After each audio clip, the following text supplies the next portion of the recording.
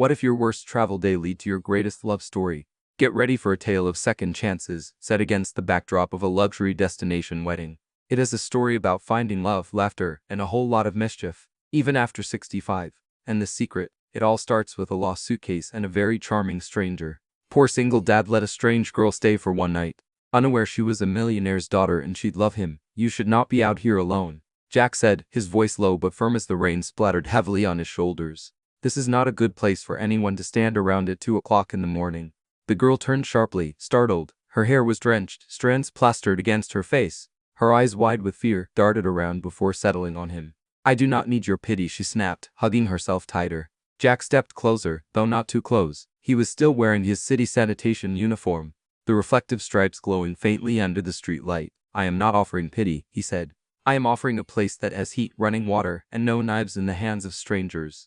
The girl hesitated, her lips quivered, not just from the cold.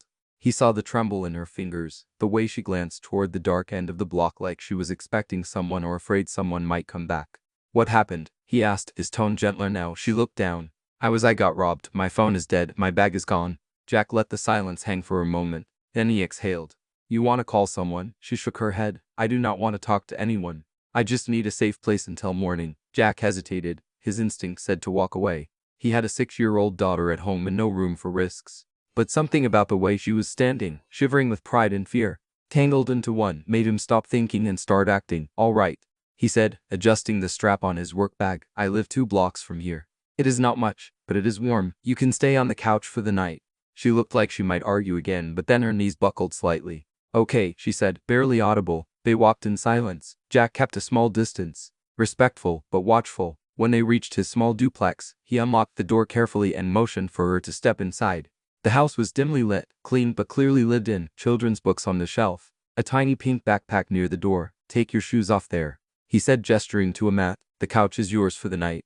There's an extra blanket in the closet. She nodded without a word, wiping rain from her cheeks with her sleeve. Jack walked to the back of the house into a small room cluttered with boxes. He placed his wallet and keys in a locked drawer, not out of suspicion, just a habit born of survival. Then he returned with a blanket, a clean towel, and a dry sweatshirt. Bathrooms to the right, he said, handing them to her. You can shower if you want. The water takes a minute to get warm. She took the bundle with both hands, her eyes flickering briefly toward his face, confused by his neutrality. Why are you doing this? She asked finally. Jack rubbed the back of his neck. Because you looked like you needed help, and I would hope someone would do the same for my daughter if she ever ends up in trouble. The girl seemed to flinch at the word daughter but said nothing. While she was in the bathroom, Jack scribbled a quick note and placed it beside a steaming mug of water heated in the microwave.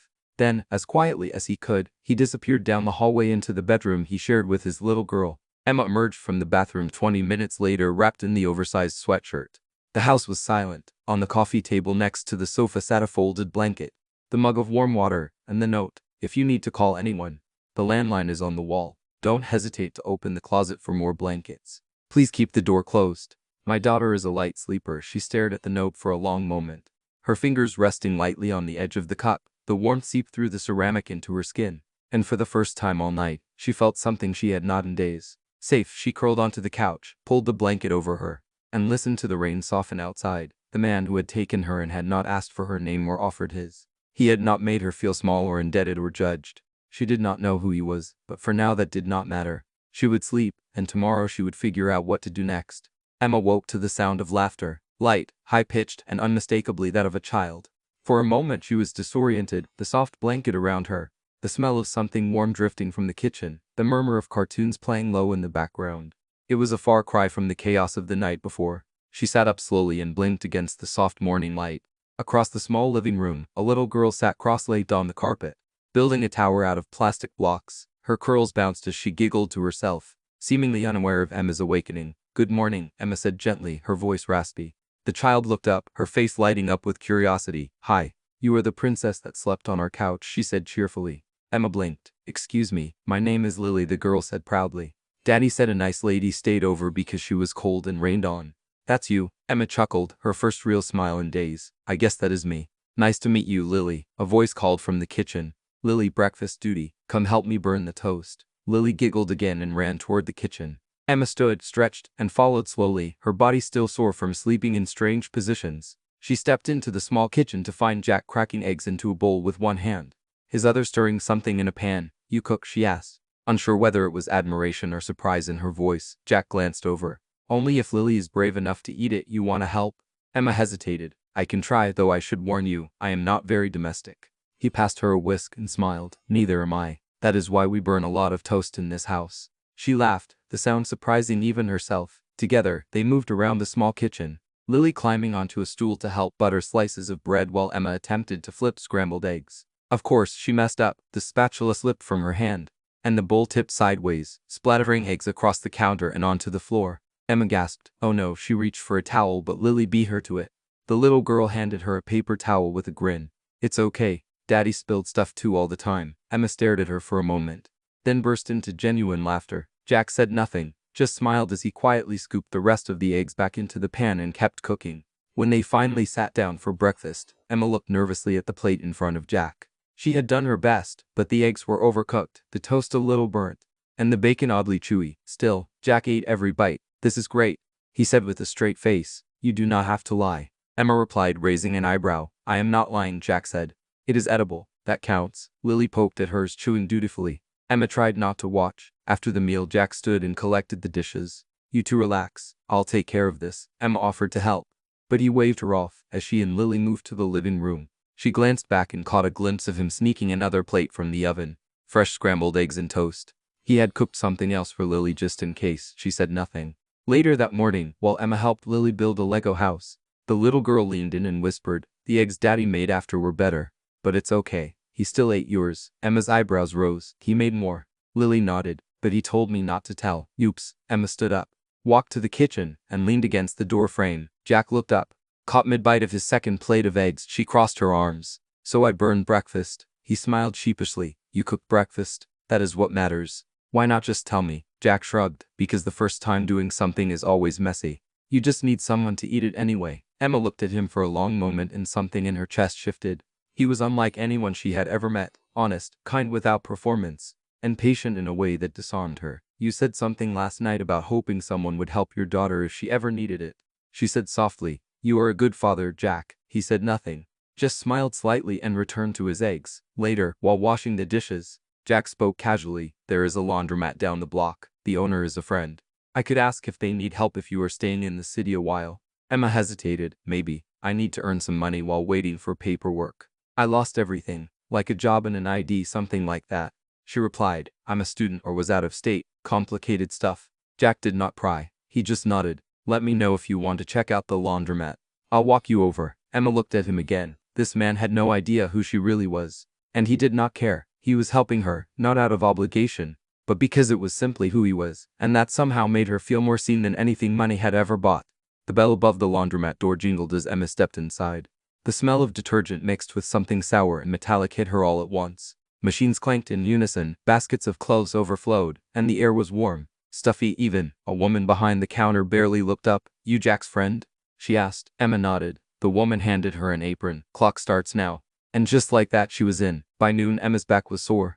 Her hands were red from soap and fabric softener, and 2 customers had already snapped at her. One accused her of shrinking his sweater. Another handed her 3 bags of damp clothes and said, I expect this by 5. Before walking out, she looked at the clock.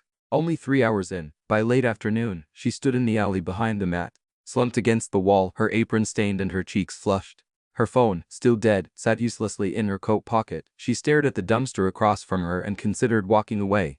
Back to the shelter, back to anything but this. When she returned to Jack's house that evening, she said nothing, just dropped her bag, sat on the edge of the couch, and pulled off her shoes, grimacing at the blisters on her heels. Jack noticed, but he did not ask.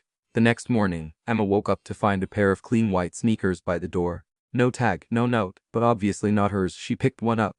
Lightweight, sturdy, exactly her size. Inside one shoe, a small piece of paper was folded neatly. I figured your feet deserved better. If you're walking away, at least don't walk in pain. She stood there for a long time holding the shoes and then she put them on. When Jack returned from his night shift, she was in the kitchen already halfway through making toast. You did not leave, he said. I almost did, she replied. But your guilt-trip footwear worked. Jack smirked. They were not meant to guilt you. No, they were meant to say you have the choice, that's all. Later that week, she complained again after folding a seemingly endless mountain of towels. I have never been this exhausted, she muttered, rubbing her neck. And I used to think yoga was hard. Jack looked up from the laundry bag he was sorting. You are earning something real now." She gave him a tired look. "You mean back pain?" "I mean the freedom of living by your own work. Even if your hands get dirty, it is yours. No one can take that from you." Emma did not respond right away, but those words stayed with her. That Friday, the laundromat took on a large delivery order for a local hotel. They had to wash, dry, and fold over 100 sheets and uniforms by morning. Emma stayed behind to help Jack finish the job. They worked past midnight. The fluorescent lights humming above them, Jack folded in silence, swift and practiced. Emma struggled to keep up, often unfolding and refolding the same shirt 3 times before getting it right. Around 2 o'clock a.m., they finally loaded the clean clothes into the back of Jack's old pickup truck. "I cannot feel my fingers," Emma groaned as she climbed into the passenger seat. "You will miss them when they are gone," Jack replied dryly. Starting the engine, they drove through the quiet streets, dropping off bundles to a few houses. It was peaceful in a strange way, almost comforting. The silence between them was not awkward, but easy. At one stop, Jack handed Emma a small laundry bag. "Go leave this at the door, house number 15, the one with the porch light." Emma nodded and stepped out. She placed the bag on the stoop and turned back, but just then the porch light flickered off and a large dog burst from behind the gate, barking and charging toward her. Emma screamed and stumbled backward, her ankle twisting on the curb. She hit the pavement hard, her palms scraping against the concrete. The truck door slammed. Jack was already sprinting toward her. He reached her just as the dog skidded to a stop. Barking wildly, Jack stood between them, arms out, and shouted, "Get back!" The dog, startled, retreated toward the yard. Jack scooped Emma up before she could argue. "I told you to wait in the truck," he snapped as he carried her back. "I thought I could handle a bag of laundry," she muttered, clutching her throbbing wrist. He set her down gently inside the cab and slammed the door behind her. "Damn it, Emma," he said, rubbing a hand down his face. "I said to stay put. It is just a scrape. I do not care about the scrape." He cut in, his voice rough. "I care that you could have been seriously hurt." What were you thinking? She had never seen him like this. Angry, truly angry, but beneath it there was something else, fear. She looked at him for a moment and then her eyes welled up with tears. Not from the pain in her ankle but from the sudden overwhelming wave of emotion. "No one's ever yelled at me because they were scared for me," she whispered. Jack sat back, the tension in his shoulders easing. "Well," he said quietly, "you are in the wrong house now." Emma wiped at her cheeks and laughed, a wet, broken sound. And for the first time, it did not feel like a house anymore. It felt like something else, something like home. Emma was folding towels behind the counter when the necklace slipped out. It was a delicate gold chain, thin and elegant, with a single sapphire pendant that caught the light like a drop of blue flame. She had hidden it inside a pocket of her duffel bag, wrapped in an old sock, hoping never to see it again. But somehow it had made its way into the laundry by mistake. She froze the moment she saw it lying atop the pile of whites. Before she could reach for it, Jack walked past, stopped, and looked down. His gaze landed on the necklace. For a moment, he said nothing. Then slowly, he looked up at her. She held her breath. "That," he said quietly, "is not something a broke student carries around." Emma hesitated, then reached down and snatched the necklace up, tucking it into her back pocket. "I forgot it was in there," she murmured. "Who is it?" Emma didn't answer. Jack stepped back, his face tightening. "Who are you really?" Emma swallowed hard. The silence was louder than any shout. "I'm someone who walked away from a world where everything has a price except love," she said finally. "That's all you need to know." He stared at her for a long moment. "You lied to me." "I didn't lie. I left things out." Jack's voice dropped. "That's the same thing." Emma's lips trembled, but she turned away, her hands trembling. "Do you know what it's like to be watched every moment of your life? To be told who to love, where to go, what to become?" "No," Jack said, "but I know what it's like to be honest with someone who isn't." They stood there in silence, the hum of machines the only sound between them. Emma felt tears rising, but refused to let them fall. Before either could speak again, the door swung open. A man in a leather jacket and ball cap walked in, holding up a smartphone. His eyes locked on Emma. "There she is," he muttered, raising his camera. Emma's breath caught in her throat. The man snapped a photo. "You've been missing for 5 days. Sweetheart, your daddy's offering 6 figures to know where you're hiding." Jack stepped forward. "Hey, get out of here." "Relax, man. I'm just doing my job," the man said, taking another picture. Emma backed away, panic blooming in her chest. Jack moved quickly. He grabbed Emma by the arm and pulled her toward the back exit. "Go now." They burst out the rear door, Emma panting, her mind spinning. Jack didn't stop running until they reached his truck. "What about Lily?" Emma gasped. "She's at school. I'll get her." Within the hour, Lily was in Jack's arms, confused and sleepy. Jack handed her a juice box and strapped her into the back seat of the truck. Emma watched in stunned silence as he drove them not home, but to the house next door. His neighbor, Mrs. Ramirez. "She'll keep her safe." Jack said. "You trust her?" "With my life," Jack said, his tone firm. "Mrs. Ramirez opened the door before he could knock, nodding silently. "Come in me home. I'll keep the little one." Jack leaned down and kissed Lily's forehead. You'll stay with Grandma Ramirez for a little while. Okay, just like a sleepover. Lily nodded. Okay, Daddy. Jack straightened, exhaled deeply and turned to Emma. Let's go. They drove out of the neighborhood, not speaking until they were on the edge of town. Emma stared at him in the silence, guilt and gratitude battling in her chest. He kept one hand on the wheel, the other resting lightly on his thigh, fingers flexing. Emma realized then that his shirt sleeve was torn. Your arm, she said suddenly. What happened? He glanced down at the bruise forming along his bicep. The guy pushed me when I tried to block his camera. Why didn't you say anything? Jack shrugged. As long as you and Lily are safe, I can deal with the bruise. Emma looked at him, her eyes welling again. In that moment she realized something. Jack didn't protect her because of who she might be. He did it because of who he was. They returned to the house just after sunset. Jack parked a block away to be cautious, scanning for cars that did not belong. Emma sat beside him, silent, her nerves tight. The porch light was off. Something was wrong. Jack motioned for her to stay in the truck, but Emma had already opened the door. It's okay, she said. If someone's come, I need to face it. They walked together toward the house. And then they saw it. A black town car idled in front of the driveway, sleek and gleaming beneath the street lamp. Two men in dark suits stood by the porch. The front door was open. Jack quickened his pace, instinct kicking in. He stepped in front of Emma protectively just as a third man emerged from inside. He was older, tall with silver hair impeccably combed back and a heavy presence that filled the space like thunderclouds. Emma, he said coldly, get in the car. Emma froze. Jack didn't. You her father? He asked, voice level. I am Winston Harrington. The man said, his eyes sharp. You're the man who's been harboring my daughter. I'm the man who gave her a couch when she had nowhere else to go. Jack replied. Winston took a slow step forward, scanning the house with distaste. This place, this life, it's beneath her. You can't possibly think she belongs here. She made that decision, Jack said. Not me. You can't keep her here. I'm not keeping anyone, Jack said, his tone harder now. But I'm not handing her over like she's a briefcase either.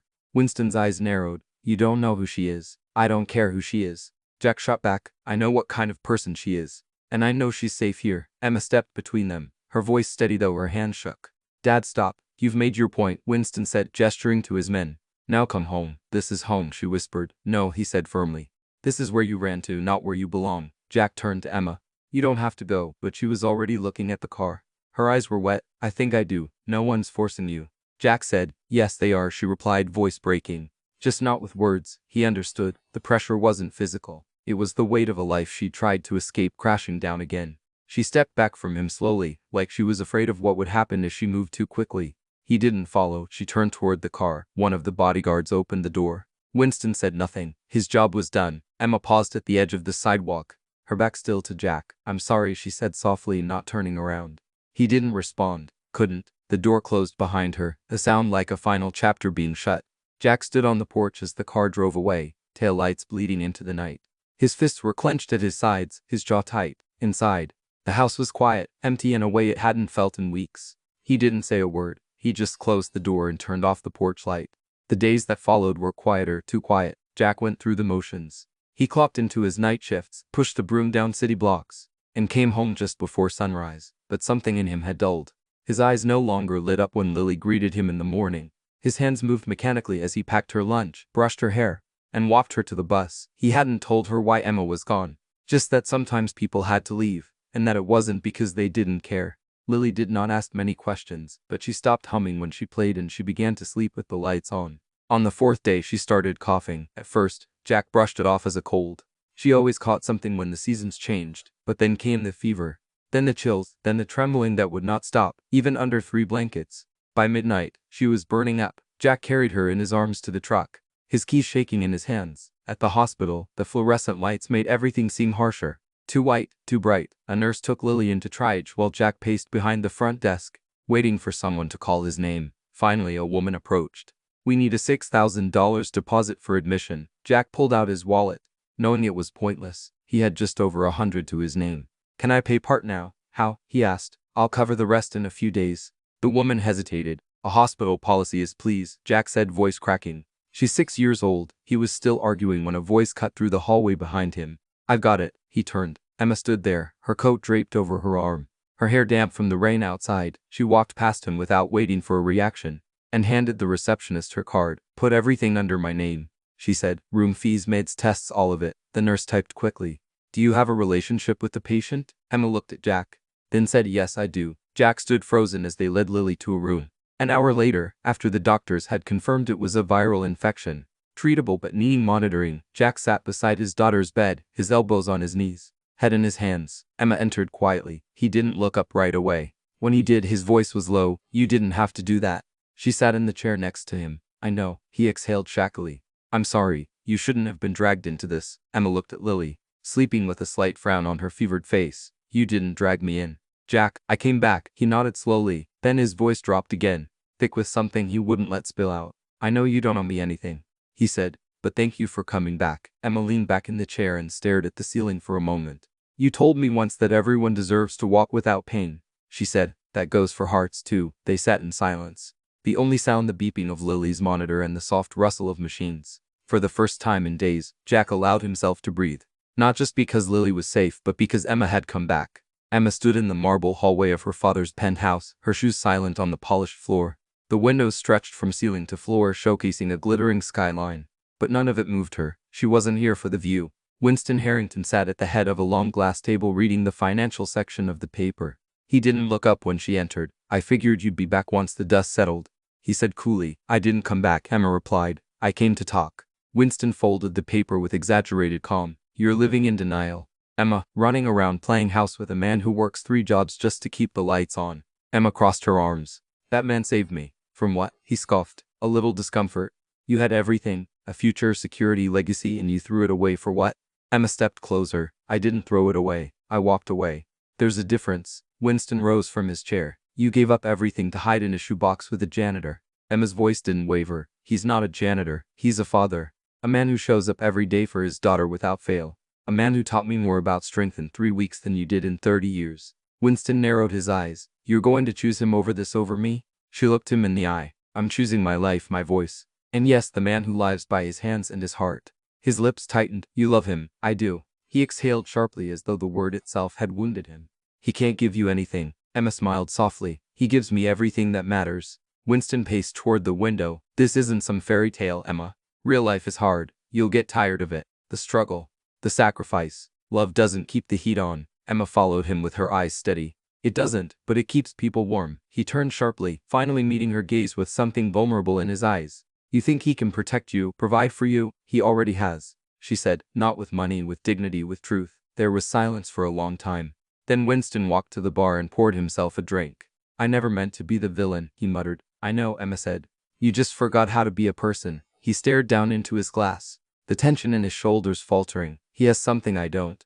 Emma tilted her head. "You mean a daughter who loves him for who he is?" He looked up sharply. She didn't flinch. "I'm going back," she said simply. "To him, to the life I chose. And this time I'm not running. I'm walking toward it." Winston didn't stop her. He didn't apologize either. But as she reached the door, his voice stopped her. "Tell him." He hesitated. "Tell him he's lucky." She turned back. "No," she said gently. "I'm the lucky one." And then she walked out into the rain, into the noise, into her real life. She didn't look back.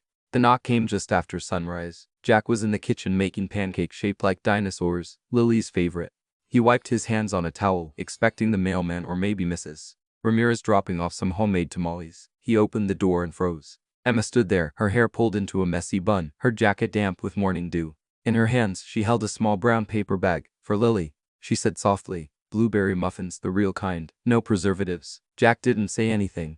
"I'm not here to stay the night," she added quickly, her voice steady. "I'm here to stay if you'll have me." He searched her face for doubt, but found none. "We're not rich," he said, his voice rough. Emma stepped closer. "I've had everything, Jack. Money, travel, luxury, but I never had a kitchen where someone made dinosaur pancakes. I never had a home that felt like it loved me back." Jack stared at her, the weight of every sleepless night, every word unsaid, every feeling buried, threatening to burst free. "This house is small." "It's enough," she said. "It's full of heart." His eyes softened. "We don't have much." "I had everything," she repeated, her voice gentler now. "I just didn't have a family." A small voice interrupted them. "Emma." They both turned to see Lily standing in the doorway. Rubbing her eyes, Emma knelt down. "Hey, sunshine. I brought muffins." Lily ran to her, arms wrapping tight around her neck. "Are you staying forever?" Emma looked up at Jack. He nodded. She smiled through the tears. "Yeah, kiddo. Forever sounds good." 2 months later, on a crisp Saturday morning, the park was alive with families, dogs, laughter, and the smell of fresh food. Jack's old truck had been converted into a weekend food stand. Emma's idea, Jack's Jams, the sign read, breakfast burritos, muffins, and coffee. Emma worked the griddle while Jack took orders. Lily handed out napkins and stickers to customers with a proud grin. They didn't make a fortune, but they made enough and they made something else life. Emma flipped a pancake and caught Jack watching her. He smiled and mouthed, "Thank you," she grinned back. For the first time in her life, she didn't need a palace to feel like a queen, she just needed them. Sometimes the richest lives are built not with wealth, but with kindness, honesty, and the courage to choose love over fear. Jack had nothing to offer but a couch, a cup of warm water, and a quiet heart full of dignity.